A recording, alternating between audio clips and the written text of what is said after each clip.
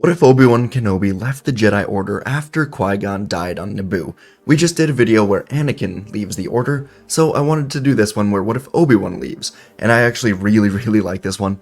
One of my longer ones in a while, at least in terms of words, so let's see how long it goes. Hope you guys enjoy. Thanks for watching, and let's get right into it.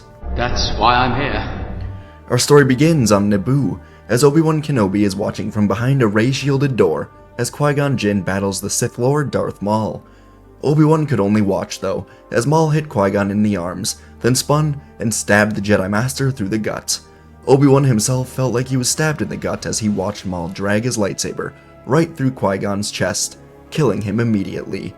Obi-Wan felt nothing except rage, so when the ray shield door opened, Obi-Wan fought the Sith Lord with ferocity until he cut Maul in half, watching him fall in two pieces down the shaft, happy that at least he would never see him again. Obi-Wan went to Qui-Gon, but he was already dead. Qui-Gon would have made Obi-Wan promise to train Anakin, but because he died, Obi-Wan never made that promise, and so through great sorrow, Obi-Wan would take Qui-Gon's body, and eventually he would go to the funeral, where thoughts were circulating in Obi-Wan's head, thoughts he hadn't had in years, since he was on Mandalore with Satine. The little boy, Anakin, from Tatooine. He would turn to Obi-Wan asking him what was going to happen with him, now that Qui-Gon was dead. And Obi-Wan gave him a soft smile, saying that it would be up to the Council, and he turned away from Anakin. In time, the funeral would end, and Obi-Wan would be in his Jedi Temple quarters, trying desperately to fall asleep. But every time he closed his eyes, all he saw was Qui-Gon dying. He simply couldn't sleep, so instead, Obi-Wan pulled out a hollow image from under his bed that he hadn't touched in years. It was a picture of him and Satine, and Obi-Wan looked at it, remembering how happy he was with her, and he made a decision. The next morning, Yoda was about to head to a council meeting when Obi-Wan entered Yoda's quarters, saying he must talk to him. Yoda noticed that Obi-Wan's eyes were shot red, like he hadn't slept at all, and Obi-Wan knelt down, saying that he was leaving the Order. Yoda looked down, shaking his head with sadness.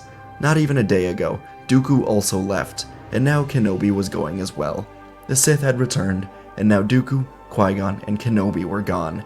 Yoda didn't stand in Obi-Wan's way, as Kenobi turned in his lightsaber.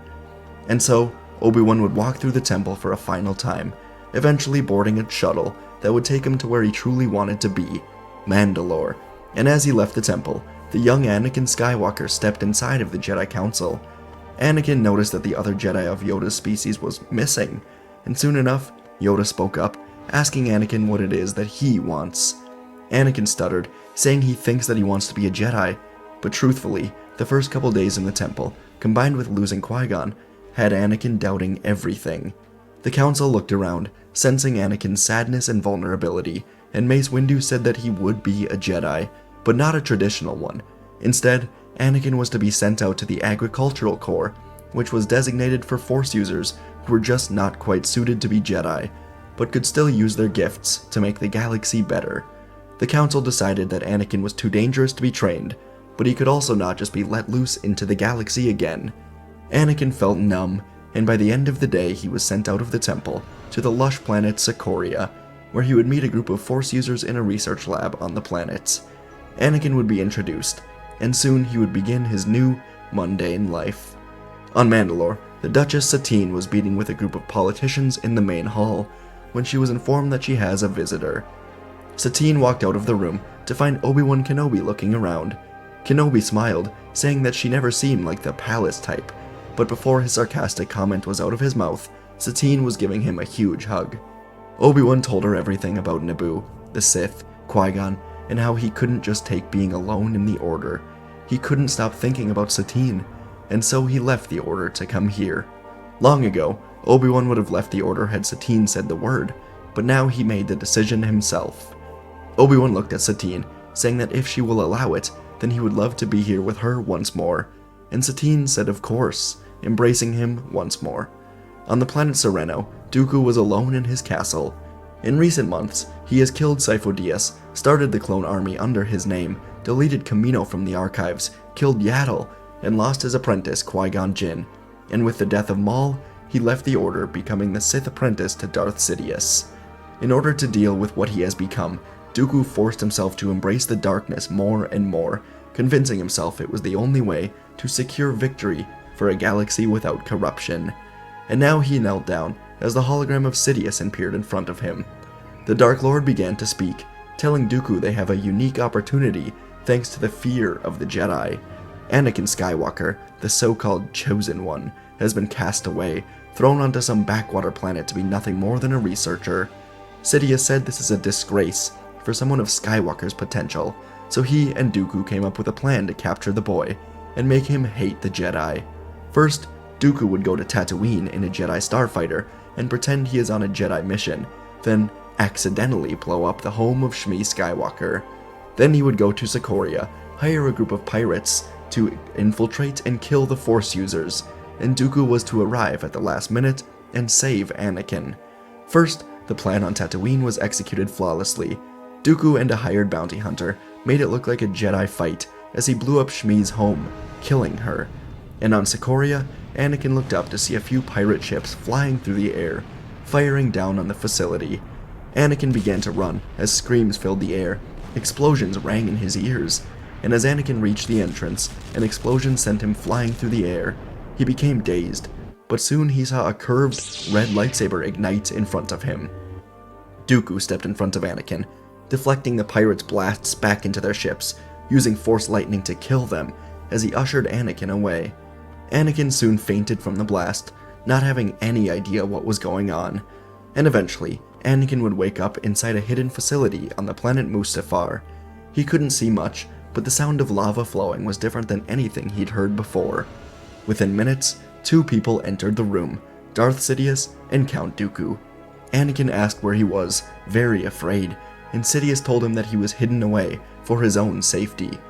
Sidious then paced the room, telling Anakin that the Jedi tried to kill him, but they were able to save him.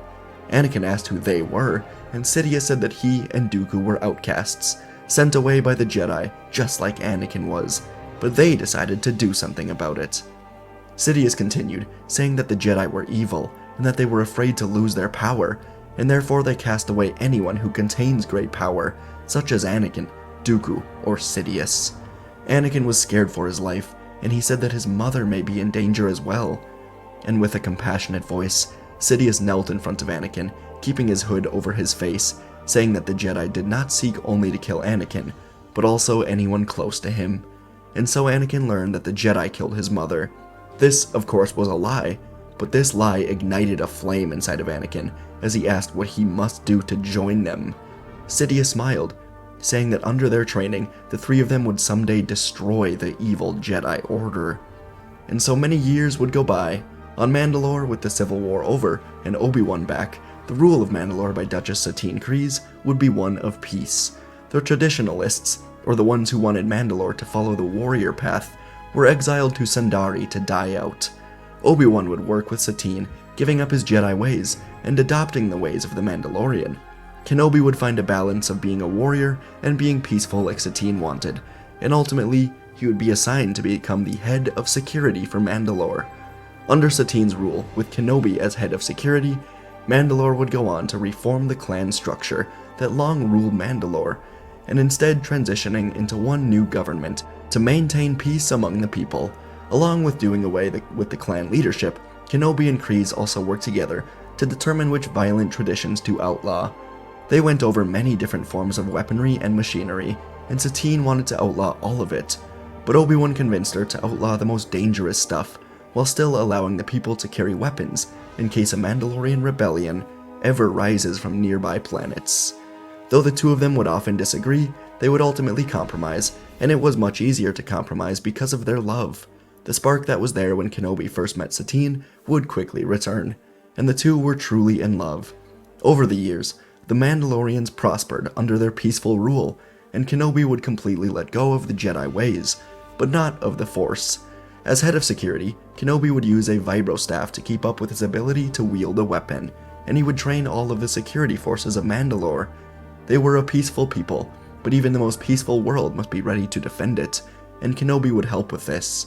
He would even use a jetpack and other Mandalorian tools, and soon enough, the Mandalorian security forces were very strong. One day, Obi-Wan was rather curious about the Jedi and what happened with the boy Anakin that Qui-Gon intended to train. Through extensive research, Obi-Wan would come to find that Anakin was killed in a pirate attack where he was stationed. Obi-Wan wanted to deliver this news to Shmi, but he also found out that she was killed in a bombing run by a starfighter from Sereno, the home planet of Count Dooku. This was curious, but Obi-Wan mourned Anakin and his mother, then returned to his duties. Obi-Wan and Satine considered having a child, but decided it was not the time, as the Clone Wars would eventually begin between the Republic and the Separatists. Mandalore would remain neutral, but in wartime, anything could happen. And during those same years that Obi-Wan found peace and happiness on Mandalore, Anakin Skywalker found hatred and anger in the dark side, as he was trained by the Sith on Mustafar. And Anakin soon found this life would not be easy.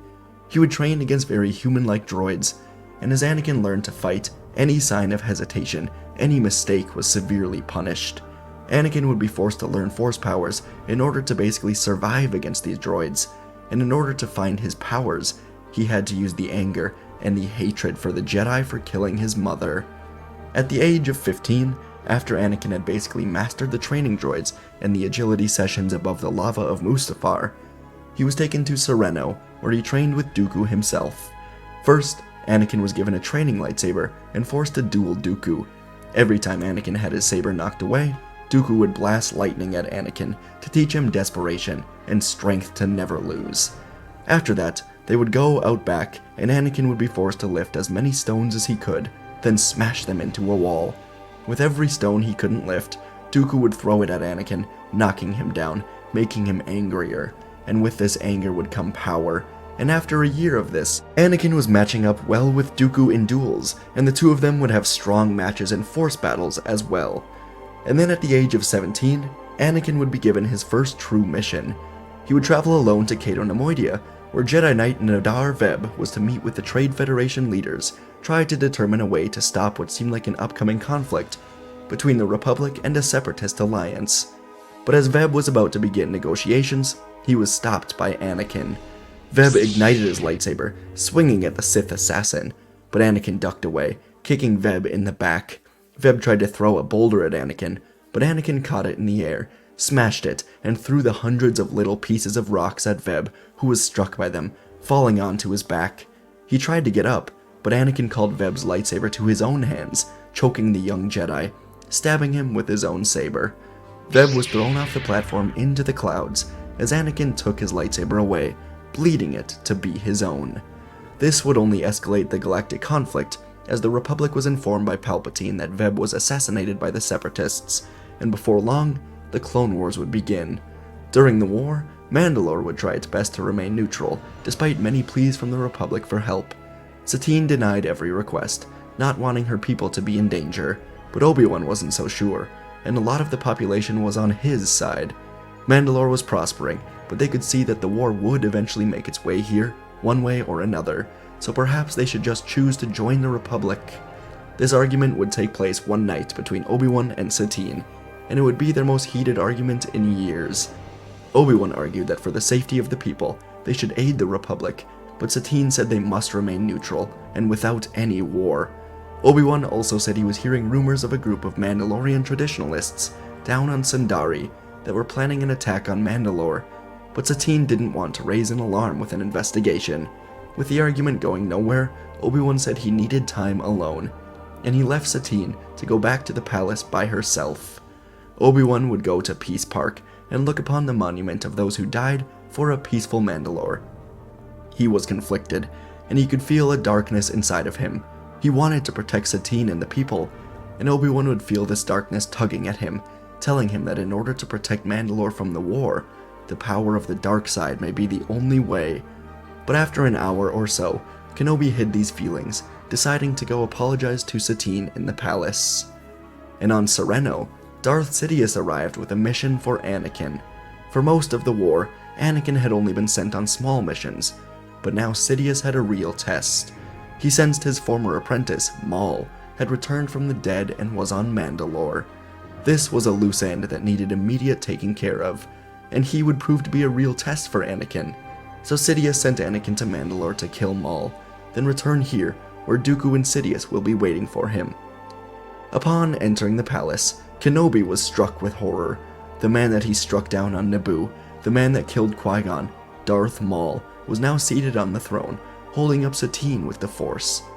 Maul spoke, telling Kenobi that he has become weak, and he has allowed Mandalore to become weak. And with this weakness, a new power of Mandalore has been growing in the shadows.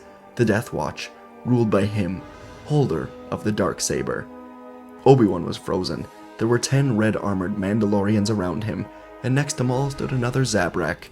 The 10 Mandalorians then lifted their blasters, shooting cables at Kenobi, and he was stuck, watching, as Maul said that with a new Mandalore rising, the old ways must die, and he pulled Satine right into the Darksaber. Obi-Wan watched the light fade from her eyes as she died, and with it, Obi-Wan felt the light in himself fade away. Maul smiled, laughing, telling Obi-Wan that the dark side is the only way. And Obi-Wan said, "So be it," and unleashed the darkness in him, snapping the cables, using the Force to lift up all 10 Mandalorians in the air with the Force. Obi-Wan used the Force to lift their blasters, firing at their jetpacks, and inside the Great Hall, 10 explosions surrounded Kenobi, Maul, and Savage. Maul's smile faded as he told Savage to go kill Obi-Wan. Obi-Wan reached out, calling armor from one of the dead Mandalorians to him with the Force, as well as a rocket jetpack from the wall. Within seconds, Kenobi shot a rocket at Savage, who jumped away, slamming into the wall. As Savage turned to look back at Obi-Wan, the former Jedi pulled out his vibroblade, thrusting it through Savage's chin, up through his skull. He fell dead in a heap, and Obi-Wan called Savage's lightsaber to his hand, igniting it and turning to Maul. Maul yelled out in anger and sadness at his brother's death, and he, too, ignited a saber. He and Obi-Wan circled each other in the Great Hall, and Maul said the Death Watch takeover has already begun. But Obi-Wan said that he has faith in the Mandalorian security that he trained. Maul lunged forward, swinging at Obi-Wan, and the two of them dueled once more. They moved through the room, clashing lightsabers against each other, as Maul also was using the Darksaber. The duel was fairly even, but Obi-Wan would not go down easy. He would avenge his love. And so as the two of them continued through the hall, Obi-Wan ignited the second end of Savage's saber, cutting through Maul's hand, and the Darksaber fell into Obi-Wan's hand. Now he pushed Maul back as he fought with his one remaining good hand. Maul ducked a strike as Obi-Wan then sliced through the throne, flipping over Maul, cutting right through his back. Maul fell flat on his face and turned to look back at Obi-Wan, who now held a red lightsaber and the Darksaber in an X across Maul's neck. Maul screamed at Obi-Wan to do it, to give in to the dark side forever, and Obi-Wan nearly did. But as he looked at the Darksaber, he saw Satine's body in the reflection, and then he saw himself. He'd become the exact thing Satine gave her life to destroy. And so Obi-Wan de-ignited the sabers, telling Maul he was under arrest. Maul called him a coward, but Obi-Wan said to deny the easy path of the dark side makes him more powerful than Maul could ever dream of.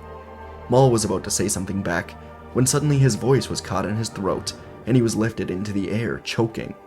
Obi-Wan tried to help him, but Maul's head was twisted around, and he died in a heap with a broken neck. Obi-Wan then looked to the entrance to see a hooded man with glowing yellow eyes, and the man spoke, saying, "Kenobi." Obi-Wan felt in the Force, quickly realizing who this was, saying, "Anakin, what happened to you?" Anakin ignited a crimson lightsaber, yelling that the Jedi did this to him, and he leapt in the air, trying to kill Obi-Wan, but Obi-Wan ignited the Darksaber in time to block. Anakin looked at Obi-Wan with hatred, moving in, swinging with extreme power, and in between strikes, Anakin would yell, "You abandoned me," and he kicked Obi-Wan into the wall. Anakin yelled at Obi-Wan again, saying that he left him to die with the Jedi, throwing his saber at Kenobi, who barely dodged it, standing back up now. Obi-Wan saw how broken and destroyed Anakin had become, and so through tears, Obi-Wan apologized, saying that it doesn't have to be this way. But Anakin said it was too late, force pushing him into the broken throne, slamming chunks of the broken wall into Kenobi's legs, chest, and face, knocking him down again. Obi-Wan tried to stand, but Anakin lifted him with the Force, throwing him with extreme power down the balcony to a wide open area below. The fall to the ground was long, and Obi-Wan felt himself slam extremely hard into the ground. He barely had the strength to move, as Anakin again lifted him up, slamming him into countless pillars, throwing him through the room before slamming Obi-Wan into the ground. Obi-Wan groaned as Anakin reignited his red saber and went to drive it down into Obi-Wan's chest, but before he could, Obi-Wan managed to speak. He asked Anakin why he would join the Sith after what they did to his mother, and Anakin stopped his strike inches away from Obi-Wan's face, asking what that means. Obi-Wan again asked Anakin why he would join Dooku after he killed Shmi, and Anakin was backing away in shock and disbelief, calling Obi-Wan a liar. If this was true, it would destroy everything Anakin ever believed. It would ruin the only reason he joined the Sith. But Obi-Wan managed to lift up his datapad, telling Anakin to check his research logs. Anakin sifted through them, and he soon found it. The ship that destroyed his mother's home was from Sereno, not the Jedi Temple like the Sith had told him. Obi-Wan was now standing, and he told Anakin that he does not need to be chained down by the Sith any longer. He can free himself, let old things die, not let the past control him. Obi-Wan continued on, saying the Sith, the Jedi, the war, just to let it all go. He was being manipulated by the Sith. Anakin needed freedom, and so Obi-Wan reached out his hand, asking Anakin to join him. He said this is how it was always meant to be. Skywalker and Kenobi, this is what Qui-Gon Jinn wanted. Hearing the name Qui-Gon seemed to shift Anakin, and now he looked up. He could join Obi-Wan, or he could kill him and continue his life in the dark side, his life of power. But Anakin looked to Obi-Wan's hand, and he did see an opportunity to be free of this pain. So Anakin reached out, grabbing his hand, and they hugged like they were old friends reunited. From here, Obi-Wan and Anakin would run out to Mandalore, where a new civil war had broken out. The Death Watch was fighting the new Mandalore, but the Death Watch was losing, and now roughly half of the group had broken off to join Bo-Katan. In their aid for the new Mandalorian fighters, they vowed to never join the likes of Maul. Anakin and Obi-Wan jumped into battle, taking out the final Death Watch warriors, aiding in the final push to rid Mandalore of the Death Watch. It was a failed rebellion against the new Mandalore that was now without Satine. Obi-Wan wondered who was going to lead Mandalore now, but within minutes, all of the citizens turned to him and began kneeling. Obi-Wan realized he was holding the Darksaber, making him the rightful ruler of Mandalore, and he knew that perhaps he could end this clone war and then bring peace to the galaxy.